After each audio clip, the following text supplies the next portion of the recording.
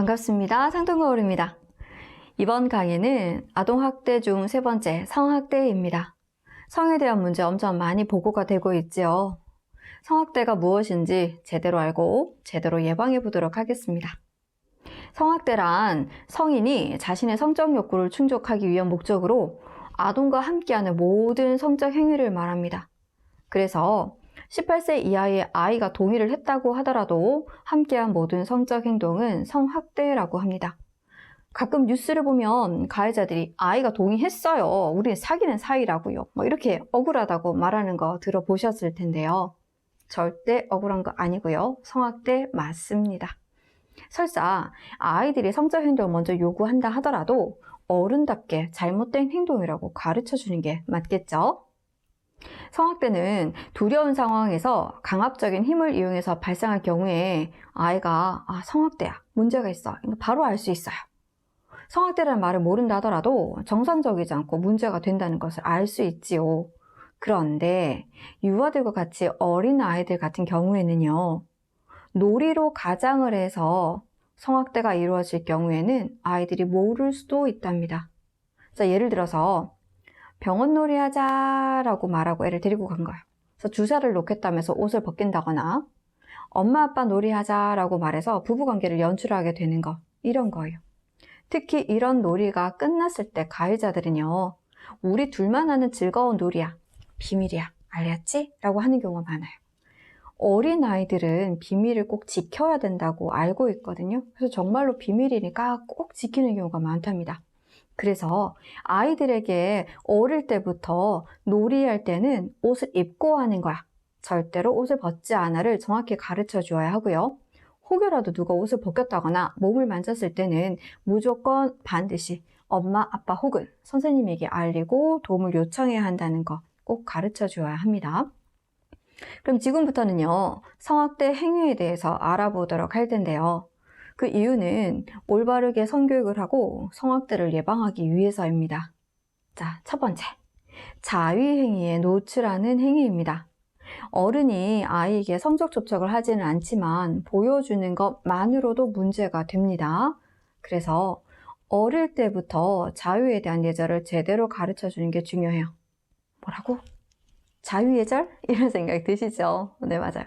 자위는요, 누구나 할 수 있고요. 아주 개인적인 일입니다. 그래서 다른 사람이 보지 않는 곳에서 혼자 하는 거예요. 그런데 혼자 하지 않고 누군가에게 보여주었기 때문에 문제가 되는 거죠.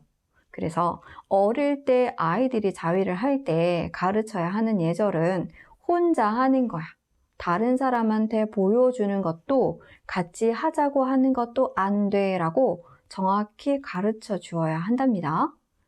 어릴 때 익혀야 하는 이 자위 예절을 익히지 못한다면 성학대를 하는 가해자로 자랄 수도 있답니다. 잘 가르쳐 주세요.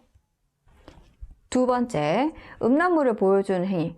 자, 분명 성학대입니다. 근데 실제로 가해자는 이런 말들을 해요. 나는요, 성학대 한 게 아니에요. 그냥 성교육을 해준 거예요. 이렇게 뻔뻔하게 이런 엉뚱한 얘기를 하는데, 자, 성교육을 할 때는요, 실물 사진이나 동영상을 사용하는 게 아니고 반드시 연령에 맞는 그림을 한다는 거 꼭 기억해 주세요. 자, 세 번째, 성적 접촉을 하는 행위. 네 번째, 성매매 업소에 아이를 데리고 가는 행위. 다섯 번째, 매춘을 시키는 행위.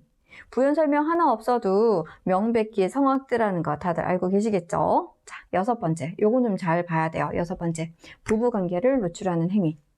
실제로 부부관계를 아이에게 노출하여 가르치고 같이 하자고 하는 사건이 있었어요. 당연히 심각한 학대겠죠. 또 다른 상황도 있어요. 부부가 의도하지는 않았지만 아이가 자는 줄 알고 부부관계를 했는데 아이가 우연히 봤다, 이런 것도 있어요. 이런 경우는 심심치 않게 발생하고 있습니다. 그래서 부부관계를 할 때에는 아이들에게 노출되지 않도록 각별히 주의해 주셔야 합니다. 이런 성학대를 겪은 아이들에게도 나타나는 징후가 있어요.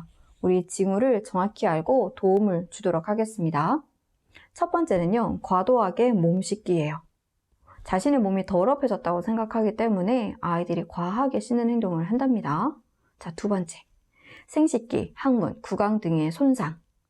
세 번째, 성병 감염. 네 번째, 임신. 이런 징후가 있으니 잘 살펴주시고요. 자, 다섯 번째, 연령에 맞지 않는 성적 행동을 한다입니다.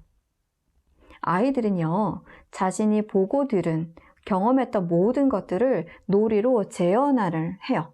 그래서 성학대를 경험한 아이들은 그 행동을 그대로 놀이로 재현하게 되기도 해요. 잘못인 걸 모르고 하는 아이들도 있고요.